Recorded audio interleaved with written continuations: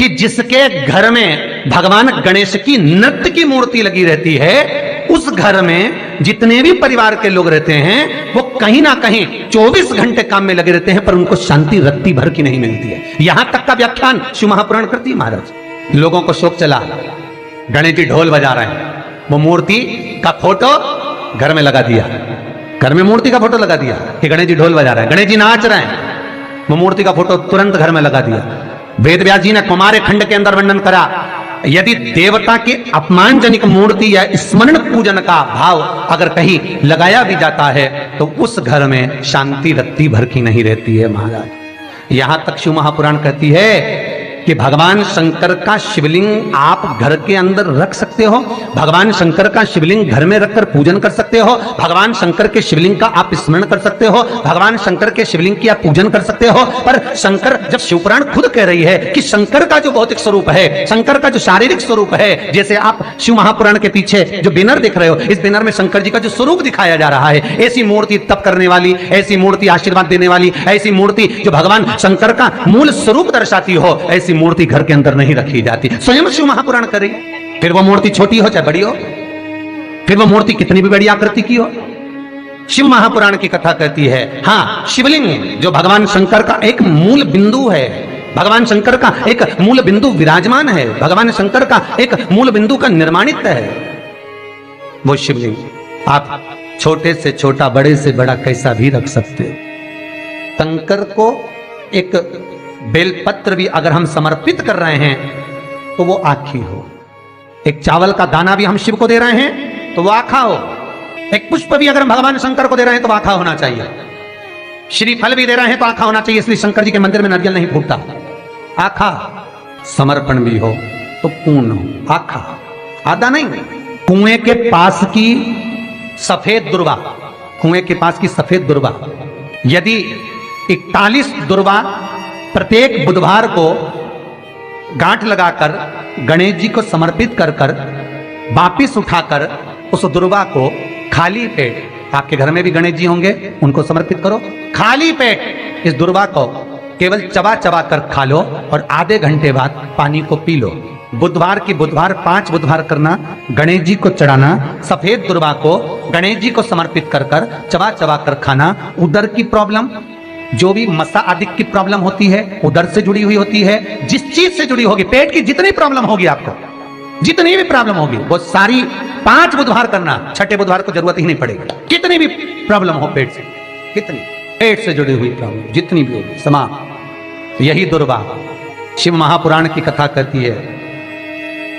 यदि पंचमी तिथि के दिन, चतुर्थी के दिन 7 गांठ वाली दुर्वा 21 ले लो और चतुर्थी के दिन गणेश जी को समर्पित कर दो।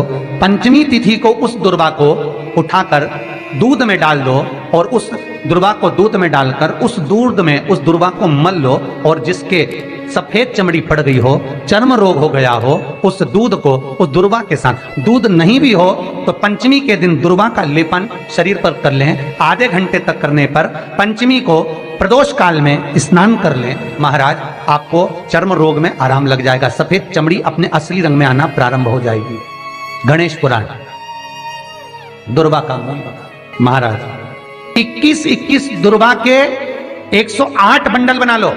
अगर एग्जाम में बैठ रहे हो, सरकारी परीक्षा में बैठ रहे हो, पास नहीं हो रहे, नौकरी नहीं लग रही, बहुत जगह इंटरव्यू दे दिया, 21 दुर्वा के 108 बंडल बनाओ, उसकी माला बनाओ और देवी के मंदिर में, माता जगदम्बा के मंदिर में, अर्थात जहां शंकर पार्वती पूर्ण परिवार विराजमान हो, ऐसे देवी के मंदिर में गणेश जी के गले में वो माला अर्पण करिया है, अपना नाम बोलकर और जिस एग्जाम में बैठ रहे हैं उसका भाव वर्णन कर कर महाराज। और वहीं से एक पुष्प लेकर अपने कमरे में जहां पढ़ते हो, कांच की प्लेट में उस फूल को रख दीजिए और दूसरे दिन एग्जाम के लिए चले जाइए, आपको उसका फल अवश्य मिलेगा, अवश्य मिलेगा, आप उसमें उत्तीर्ण होंगे, फल प्राप्त होगा। दुर्वा सुख का अनुभव करा देता, आनंद का अनुभव। महाराज, भगवान के मंदिर में पहुंचकर ये 5 दर्शन मनुष्य नित्य करता है।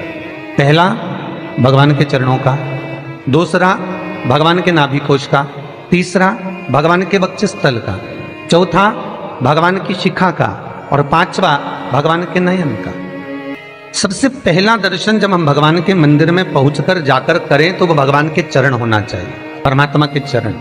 भगवान शंकर की जो 5 पुत्रियां हैं, जया, विषहरा, सामरीवारी, दोतली और देव, भगवान शिव की जो 5 बेटियां हैं, रात्रि को सोने से पहले हाथ की अंजलि में जल लेकर जया, विषहरा, सामरीवारी, दोतली और देव, इन 5 कन्याओं का नाम लेकर आचमन कर कर जो रात्रि में विश्राम करते हैं, उनको रात भर नींद चकाचक आती है।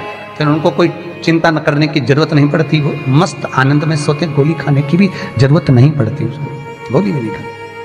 अरे भैया, गरुड़ पुराण में एक लाइन आती है, बड़ी सुंदर है, गरुड़ पुराण का 3रा अंश, उसमें यहां तक लिखा है, किसी डॉक्टर को जाकर आप दिखा रहे हो, वो इंजेक्शन लिख रहा है या इंजेक्शन लगा रहा है, उसमें भी आपका कर्म का भाग है, उसमें भी कर्म का भाग है। पूरा शहर छोड़कर इंदौर दिखाने जा रहे हो, पूरा शहर छोड़कर भोपाल, दिल्ली, मुंबई, अपना गांव, अपना नगर छोड़कर वहां के डॉक्टर के पास जा रहे हो, उस हॉस्पिटल में जा रहे हो।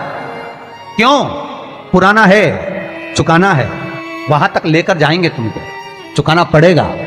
मां जगतजननी जगदंबा पार्वती कर रही है, पूर्व निश्चित है, पूर्व निश्चित। किस गांव में, किस नगर में, किस मोहल्ले में, किस जगह पर आपका जन्म हो रहा है और कहां जाकर आपको कमाना है, कहां जाकर आपको खाना है, कहां जाकर परिवार के साथ में रहना है, किस भूमि पर आपको भोग भोगना है, किस भूमि पर जाकर तुम्हारे प्राण छूटेंगे, यह तक निश्चित है। मृत्यु वहां तक ले जाएगी, जन्म के बाद वो वहां तक भूमि ले जाएगी। कोई कोई तो इंडिया में पैदा हुआ, विदेश में रह रहा है, भारत की भूमि पर रहने के बाद में विदेश में रह रहे हो, विदेश में कमा रहे हो, विदेश में खा रहे हो, वहां रह रहे हो, और कई विदेशी आकर यहां रह रहे हैं। क्यों? क्योंकि वहां का लिखा है अन्नदाना पानी, निश्चित है वहां मिलेगा। ये परिवार जो मिला है, ये कुटुंब जो मिला है, ये कबीला जो मिला है, ये माता पिता जो मिले हैं, ये भाई बंधु जो मिले हैं, ये सखा जो मिले हैं, ये पूर्व के निश्चित हैं। किसी का भोग कर कर तुम आ गए हो, वो तुमको मिल गया, उसको चुकाना है, किसी का कुछ ले लिया, उसको चुकाना है, ये कर्म के अनुसार चुकाने के लिए